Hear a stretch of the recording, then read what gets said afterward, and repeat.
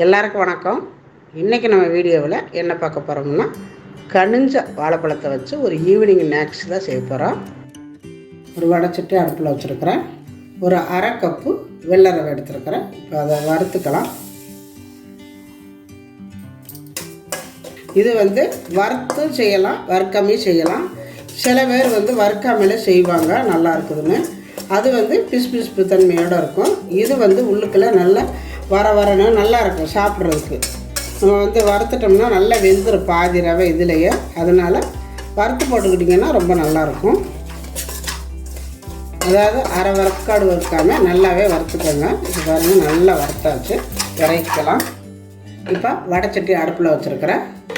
நல்லா சூடாகிட்டுருக்கையில் 3 ஸ்பூனு நெய் விட்டுக்கலாம். நெய் சூடானதும் ஒரு 4 வாழைப்பழம் இந்த மாதிரி நான் கட் பண்ணி வச்சுருக்கிறேன். உங்களுக்கு எந்த அளவுக்கு வாழைப்பழம் வேணுமோ அந்த அளவுக்கு சேர்த்துக்கலாம். இவ்வளோ சேர்க்கணுங்கிறது இல்லை.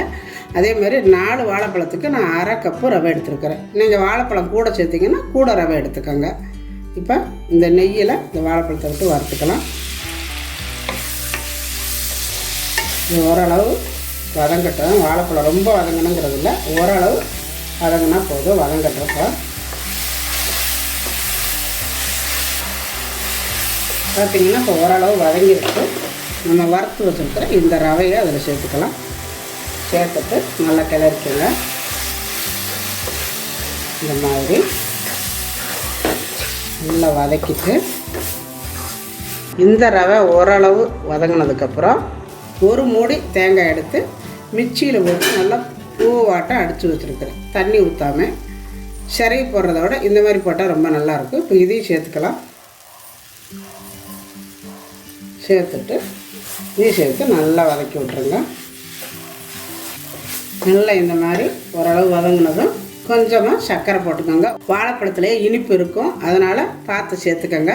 1 ஸ்பூனு சர்க்கரை போட்டுக்கலாம். சேர்த்துட்டு ஒரு அரை கப்பு காய்ச்சி ஆறின பால் அது கொஞ்சம் போல் சேர்த்துக்கோங்க. ஒரு அரை கப்பு அளவு.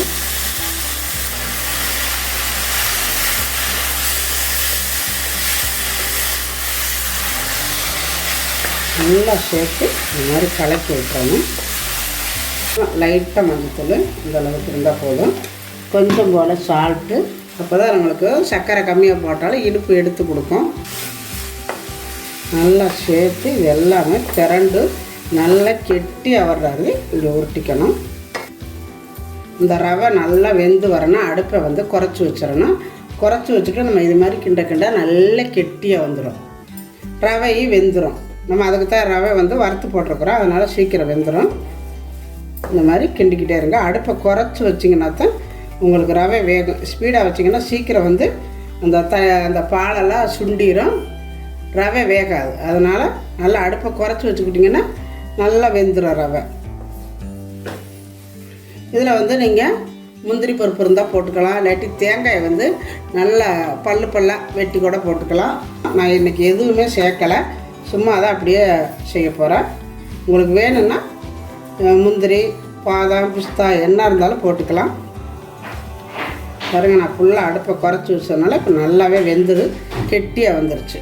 அவ்வளவுதான். இப்போ நம்ம அடுப்பை ஆஃப் பண்ணிடலாம். போதும்.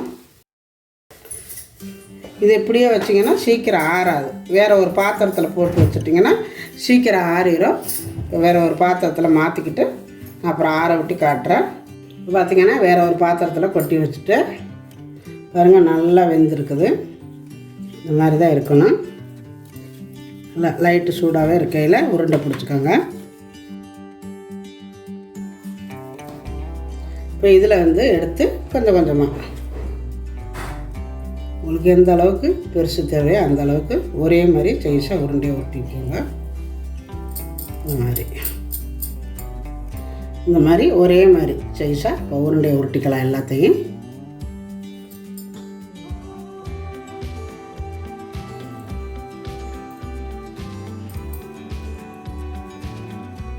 பார்த்திங்கன்னா எல்லாமே உருண்டை பிடிச்சாச்சு. இப்படியே கூட நம்ம சாப்பிட்டுக்கலாம். குழந்தைங்க வந்தவுடனே ஈஸியாக இதே மாதிரி நம்ம செஞ்சு கொடுத்துட்டோம்னா உருண்டை, அதாவது லட்டு மாதிரியே நல்லாயிருக்கும். இதை அப்படியே கூட கொடுக்கலாம். ஆனால் சில குழந்தைங்க இதை பார்த்துட்டு வேண்டாம்பாங்க. இதையே அந்த பிள்ளைங்களோட கண்ணை கவர்ற மாதிரி நம்ம செஞ்சு கொடுத்தோம்னா ரொம்ப நல்லாயிருக்கும். இப்போ அது எப்படி அப்படிங்கிறது பார்க்கலாம். இப்போ பார்த்திங்கன்னா பணியாரக்கல் அடுப்பில் வச்சுருக்கிறேன். இதில் கொஞ்சம் போல் நெய் விட்டுக்கலாம். இப்போ நெய் காஞ்சதும் ஊற்றி வச்சுருக்கிறேன் இந்த பாலெல்லாம் எடுத்து இப்படி ஒவ்வொன்றா உள்ளே விட்டுக்கோங்க. இந்த மாதிரி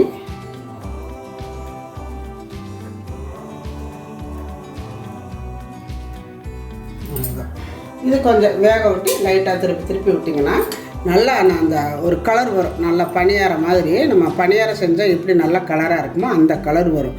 அப்போ அந்த கலர் வரும் பொழுது குழந்தைங்களாம் நல்லா இருக்குதே சாப்பிட்லாமே அப்படின்னு நினப்பாங்க. அதுக்கு தான் இந்த மாதிரி லைட்டாக இப்படி பரட்டி விட்டுக்கோங்க. நல்லா ஒரு சைடு வெந்ததும் மறு சைடு திருப்பி விட்டுக்கோங்க. இப்படி ஒரு கலர் வந்தோடனே திருப்பி விட்டுக்கிட்டிங்கன்னா இந்த குழந்தைங்க பார்த்தோன்னே அப்படி சாப்பிடுவாங்க. நல்லா லுக்காக இருக்கும். இப்போ 2 சைடு திருப்பி விட்டு நல்லா வெந்துருச்சு. இப்போ எடுத்துக்கலாம்.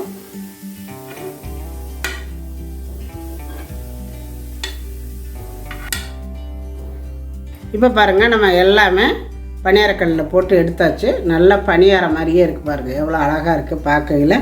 இந்த மாதிரி நம்ம கொடுத்தோம்னா குழந்தைங்க நல்லா விரும்பி சாப்பிடுவாங்க. பார்க்குறக்கு ரொம்ப நல்லாயிருக்கும். ரெண்டாவது உள்ளே இருந்து நல்லா வெந்து இன்னும் இருக்கா எல்லாமே வெந்து இருக்குது. இதே மாதிரி நீங்களும் செஞ்சு பாருங்கள். செஞ்சு பார்த்துட்டு எப்படி வந்துச்சு அப்படிங்கிறத எனக்கு கமெண்ட்டில் சொல்லுங்கள். இந்த வீடியோ பிடிச்சிருந்தா லைக் பண்ணுங்கள், ஷேர் பண்ணுங்கள், செட்நாட்டு சமையலுக்கு சப்ஸ்கிரைப் பண்ணுங்கள். இந்த பக்கத்தில் இருக்கிற பெல் பட்டனை அமுத்தி வைங்க. அப்போ தான் நாங்கள் போடுற வீடியோ உடனே உங்களுக்கு கிடைக்கும். நன்றி. வாழ்க வளமுடன். இப்போ பாருங்கள், நான் ஒன்று எடுத்து உடச்சி காட்டுறேன். எவ்வளோ அழகாக இருக்குது பாருங்கள். பாருங்கள் எப்படி இருக்குங்க. நல்லா சாஃப்டாக இருக்குது. நல்லா உள்ள அரிசியுமே வெந்திருக்குது. நல்லா இருக்குது. இந்த மாதிரி பாருங்கள் எவ்வளோ அழகாக வெந்திருக்குதுன்னு.